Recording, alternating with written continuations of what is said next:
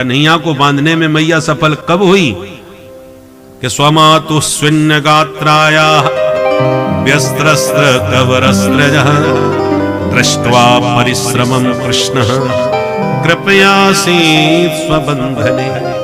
मैया बांधते बांधते पसीना में लथपथ हो गई पर लाला बंधन में नहीं आई। और जब पूरी तरह पसीना में मैया नहा गई, चुटिया घुल गई, बाल बिखर गए, कपड़े अस्त व्यस्त हो गए, तो दृष्ट्वा परिश्रमम कृष्ण, भगवान कृष्ण ने जब मैया का प्रबल परिश्रम पुरुषार्थ युक्त देखा तो कृपयासीत् स्वबंधने, भगवान ने तुरंत अपने बंधन को कृपा पूर्वक स्वीकार कर लिया। दोनों अंगुल की पूर्ति हो गई। पुरुषार्थ पराकाष्ठा पर पहुंचा मैया का तो भगवान ने कृपा पूर्वक बंधन को भी स्वीकार कर लिया। दाम माने रस्सी, उदर माने पेट, पेट में रस्सी बांधने में मैया सफल हो गई तो प्रभु का नाम पड़ गया दामोदर। बोल दामोदर भगवान की जय। उसी प्रकार पुरुषार्थ तो करना पड़ेगा, भगवान के भरोसे सब काम छोड़ के मत बैठिए, परंतु पुरुषार्थ करते समय ये भी अभिमान मत करिए कि मैं पुरुषार्थ से सब कुछ साध लूंगा। ईश्वर की कृपा भी अपेक्षित है, आवश्यक है। मैया बांधने में सफल हो गई। अब कन्हैया रो के कह रहे मैया मुख मुक्त कर दे। सुखदेव जी कहते हैं दुनिया को मुक्ति देने वाले मुकुंद आज अपनी मुक्ति के लिए मैया के सामने रो रहे हैं। मैया ने मुक्ति ना दी, बांध करके चली गई। लाला तेरी मुट्ठी भर की कमर बांधे में पसीना छूट गए, अब इतनी जल्दी ना छोड़ूंगी तो को। और बांध के भीतर गई तो कन्हैया रोते रोते उस ऊखल को घसीटते सरकाते आंगन में आगे बढ़े। बीच आंगन में दो अर्जुन के वृक्ष खड़े, लाला बीच में से निकल पड़े और जैसे ही ऊखल में वो दोनों वृक्ष अड़े, कन्हैया ने एक झटका मारा कि धड़ाम, दोनों वृक्ष उखड़ के धरती पर गिरे। दो दिव्य महापुरुष वृक्षों में से प्रकट हो गए। कौन थे महाराज? बोले ये कुबेर के दो पुत्र थे, नलकुबर मणिग्रीव इनका नाम था। परम सुंदर थे, नवयौवन संपन्न थे और श्री मदांध थे। वित्त मंत्री के बेटा, देवताओं के कोषाध्यक्ष हैं कुबेर, उनके बेटा है। तो बाप के पद का और धन का पुत्रों में बड़ा अभिमान होता है। धनवान को इतना अभिमान नहीं होता जितना धनवान के पुत्रों को होता है। जिसने खून पसीना से मेहनत पूर्वक धन कमाया है वो धन का महत्व समझता है, उसका सही सदुपयोग भी करना चाहता है। पर जिसके बच्चों धनवान के जो पुत्र होते हैं उनको कमाना तो है नहीं, जितना मांगा उतना मिल गया। तो जो अनाप शनाप धन बिन परिश्रम के प्राप्त होने लगता है तो उन बच्चों में गर्मी ज्यादा बढ़ जाती है माथे पर। इसलिए बहुत कम होता है कि किसी श्री मदान मान किसी श्री संपन्न धनवान के पुत्र सज्जन सरल हो, बहुत कम संभव है। क्योंकि और नशा तो उतर जाता है पर धन का नशा 24 घंटे माथे में चढ़ा रहता है। श्री मदान शब्द का प्रयोग हुआ है इसलिए। तो नवयुवक थे, परम सुंदर थे, मदिरा पान करके नग्न होके सरोवर में नहाने लगे। इतने में नारद जी निकल पड़े तो नारद जी के सामने नग्न खड़े हो गए। महाराज जी दंडवत। दंडवत करने के ढंग से ही पता चल जाता है कहां से बोल रहा है। जब इस प्रकार से व्यवहार किया तो महात्मा को क्रोध आ गया। असतः श्री मदान्धस्य दारिद्र्यम परमंजनम, श्री के मद में कुछ ज्यादा ही मदान्ध हो रहे हो, मेरा शाप है, तुम दोनों ऐसे ही वृक्ष बन के खड़े रहो। सारा नशा उतर गया, चरणों में गिर के रोने लगे। बाबा को दया आ गई, अच्छा जाओ भगवान तुम्हारा उद्धार करेंगे। आज भगवान स्वयं ऊखल में बंधे हैं, फिर भी भव बंधन से आज दोनों का उद्धार कर रहे हैं। दोनों मुक्त होकर के भगवान की स्तुति गाने लगे। वाणी गुणानुकथने श्रवणो कथाया हस्तौ च कर्म सुमनस्तव पादयोर्नः स्मृत्यां शिरस्तव निवास जगत् प्रणामे दृष्टि सतां दर्शने स्तु भवत्तनूरा। हे प्रभु, हमारी वाणी सदा आपके गुण गाती रहे, हमारे कान सदा आपका कथामृत पान करते रहे, हमारे हाथ सदा आपकी सेवा में लगे रहें, हमारा माथा आपके चरणों में झुका रहे, हमारा मन आपकी स्मृति में डूबा रहे, हमारी दृष्टि इन संत सत्पुरुषों में आपकी छवि को निहारती रहे, ऐसी कृपा करे। स्तुति करते हुए दोनों चले गए। वृक्षों के गिरने की भयंकर आवाज हुई, नंद बाबा के कान में पड़ी, दौड़ते हुए आए और उखल में बंधे हुए लाला को तुरंत मुक्त कर दिया। पर इस दुर्घटना से परेशान हो गए। नंद बाबा ने तुरंत आपातकालीन मीटिंग बुलवाई। गणमान्य गोप सब ब्रज के इकट्ठे होके आए। कहो बाबा कैसे याद किया? बाबा ने सबसे कहा, भाई ब्रजवासियों, आज हमने निर्णय ले लियो कि अब यहाँ गोकुल में एक दिन भी नहीं रहेंगे। क्यों? बोले हमारे बाप दादा के जमाने के कितने पुराने वृक्ष हैं ये आंगन में, और दोनों वृक्ष एक साथ टूट के अपने आप ही छोरा के ऊपर गिर पड़े। या को मतलब ये जगह ठीक ना है भाई, चलो कहीं और चल के बस जाए। कहाँ जाए बाबा? बोले बताओ कोई बढ़िया जगह। छोटे भाई उपनंद बोले, भैया एक जगह है। कौन? बोले वनम वृंदावनम नाम पशव्यम नवकाननम गोप गोपी गवाम सेव्यम पुण्याद्री तृणवेदनम।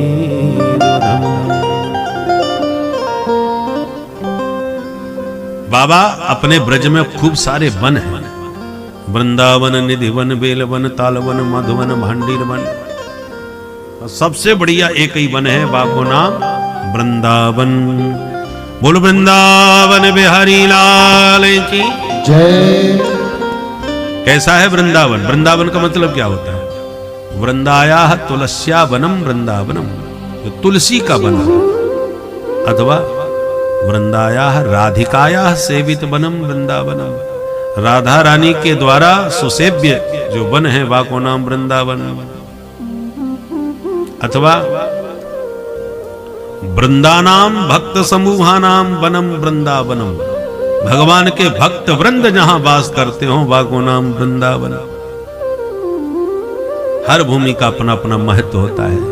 कोई तपस्या की भूमि होती है, कोई यज्ञ की भूमि होती है, कोई युद्ध की भूमि होती है, कोई ज्ञानियों की ज्ञान की भूमि है, तो कोई प्रेम रस की भूमि है। तो वृंदावन जो धाम है वो प्रेम रस भक्ति रस की पावन भूमि है। भक्तिर नृत्यति यत्र च, जिस ब्रज वसुंधरा पर भक्ति ताता थैया थिरकती नजर आती है, सारे जगत को नचाने वाले जगन्नाथ को जो भूमि नचाती है, ताहे अहिर की छोहरियां छछियां वर छाछ पे नाच नचावे। ये चमत्कार उस ब्रज की भूमि का है, जगदीश्वर को भी नचाती है। हर भूमि का अपना अपना महत्व है। किसी भूमि में जैसे हम लोग कितनी भी कोशिश करें, बढ़िया सेब हम लोग अपनी भूमि पर नहीं लगा पाएंगे। शिमला क्षेत्र जो पहाड़ी है वहां पर सेब बहुत बढ़िया लगते हैं, तो वो सेब की भूमि है, पर हमारी भूमि में नहीं लगेगा। तो किसी भूमि पर धान की फसल बहुत बढ़िया होती है, कहीं पर गन्ना, कहीं पर गेहूं, तो कहीं पर केसर। भूमि का अपना अपना महत्व होता है। हर जगह हर वस्तु नहीं लगती। उसी प्रकार जो प्रेम रस भक्ति रस वृंदावन में है वो कहीं नहीं मिलेगा। प्रेम की पिपास देख देख निज प्रेमियों को, प्रेम का समुद्र सीमा तोड़ के बहाया है। भावुक रसीले जन निराश न होंगे अब, कामना की पूर्ति हेतु कल्पतरु लगाया है। चिंतामणि जटित चारु चादर बिछाई जहां, भांति प्रतिभांति कुंज कुंज से सजाया है। भारत का भूषण तिलक तीनों लोकों का, भक्तों के पास हेतु वृंदावन बनाया है। भक्तों के पास हेतु वृंदावन बनाया है। भक्तों की भाव भूमि वृंदावन है। धर्म सम्राट श्री स्वामी जी महाराज जब वहां पधारते थे, प्रतिवर्ष होली पर आते थे। हम उन्हीं के विद्यालय में पढ़ते थे, धर्म संघ संस्कृत विद्यालय वृंदावन धाम में। जब हम पढ़ते थे, जब प्रथमा में ही थे, श्री हमारा प्रवेश ही हुआ था, उस समय हमने स्वामी जी के दर्शन किए। शाम को हम लोग स्वामी जी के चरण दबाते थे। तो उस समय पूरे वृंदावन की जितनी विशिष्ट विभूतियां थीं सब स्वामी जी से मिलने और उनके प्रवचन सुनने के लिए विद्यालय में आते थे। सारी विभूतियां उस समय की।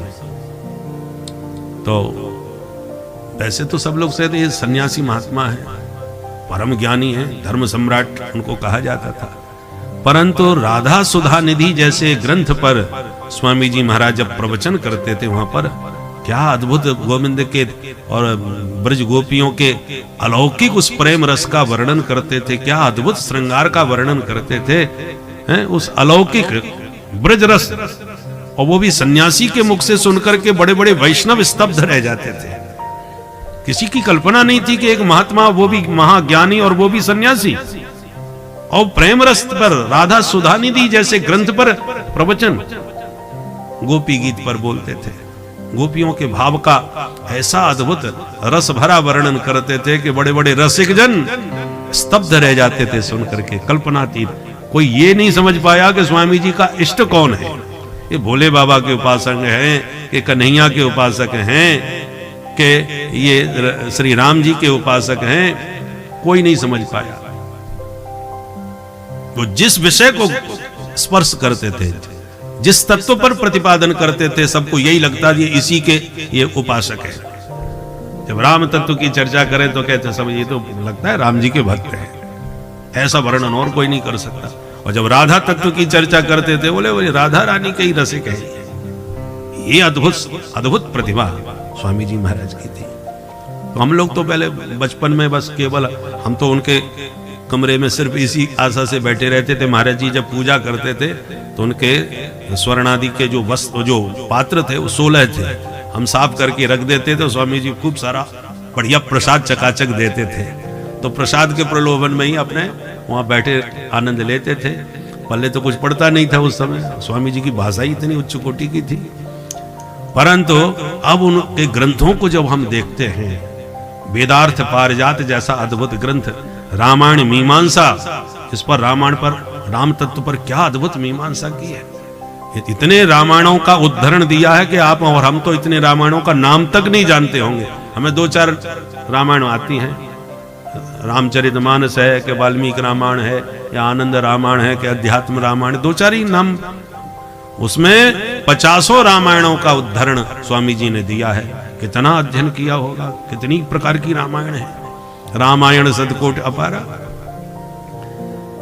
तो ऐसे ऐसे रसिक जन वृंदावन की भूमि में आते ही परम रसिक बन करके रस की अद्भुत वर्षा करते थे। जो रस वृंदावन में वर्षा है वो कहीं नहीं वर्षा। क्यों? क्योंकि बरसाने वाली वहीं पर विराजमान है। बोलो बरसाने वाली की जय, राधा रानी की जय। तो राधा रानी हमारी बरसाने वाली है और कन्हैया हमारे घनश्याम है। घनश्याम बरसते हैं पर कोई बरसाने वाला तो होना चाहिए। तो बरसाने वाली वही थी, इसलिए मुरलीधर घनश्याम ने अद्भुत रस बरसाया है श्रीधाम वृंदावन में। जबकि सबसे कम वृंदावन में रहे। लीला के दृष्टि से हम विचार करके देखें, 4 वर्ष गोकुल में रहे, 6 साल वृंदावन में, उससे ज्यादा 14 साल मथुरा में रहे, सबसे ज्यादा 100 साल द्वारका में रहे। पर 100 साल द्वारका में रह के जो रस नहीं बरसा, वो 6 साल वृंदावन में भगवान ने बरसाया। इसलिए जितनी ब्रज लीलाएं प्रभु की प्रसिद्ध हुई हैं, द्वारका लीला उतनी प्रसिद्ध नहीं है, क्योंकि उतना रस द्वारका लीलाओं में आपको नहीं मिलेगा जितना ब्रज रस में मिलेगा। तो सब एक स्वर में बोले वृंदावन का नाम सुन के, साधु साधु, बहुत अच्छा बहुत अच्छा, चलो अभी चलते हैं वृंदावन। बैलगाड़ियों में सामग्री सजाई और चल पड़े वृंदावन। और जो वृंदावन की भूमि में प्रवेश किया, कन्हैया तो एकदम गदगद हो गए। वृंदावनम गोवर्धनम यमुना पुलिना निच वीक्षासी उत्तमा प्रीति राम माधव वृंदावन के जो हरी भरी कुंज निकुंजों को देखा, वो कलकल कल्लोल करती हुई कमनीय कालिंदी के कलरव को कन्हैया ने जब सुना तो मुग्ध होकर के नाचने लगे। लागे वृंदावन को माने, लागे वृंदावन लागे वृंदावन को, लागे वृंदावन को। आली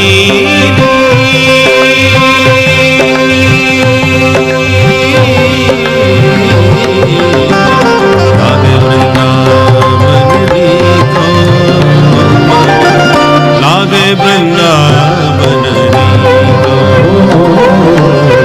लागे वृंदावन को, लागे कैसा है वृंदावन? घर घर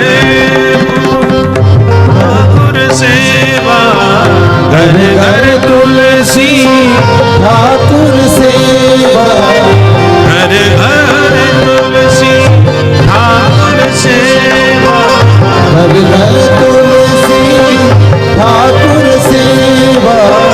दर्शन गोविंद जी को, दर्शन गोविंद जी को। श्री राधे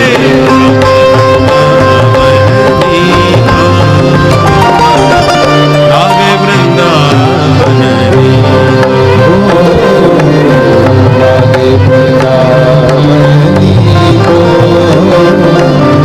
लागे वृंदावन।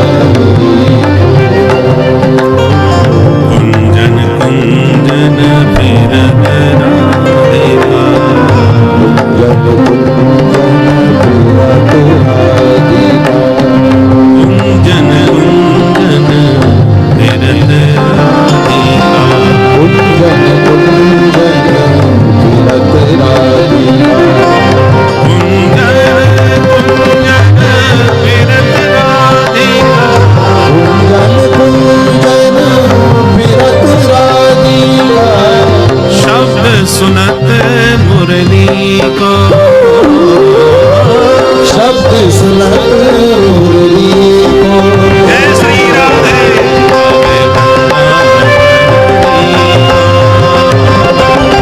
लागे वृंदावन लागे वृंदावन को, लागे वृंदावन को।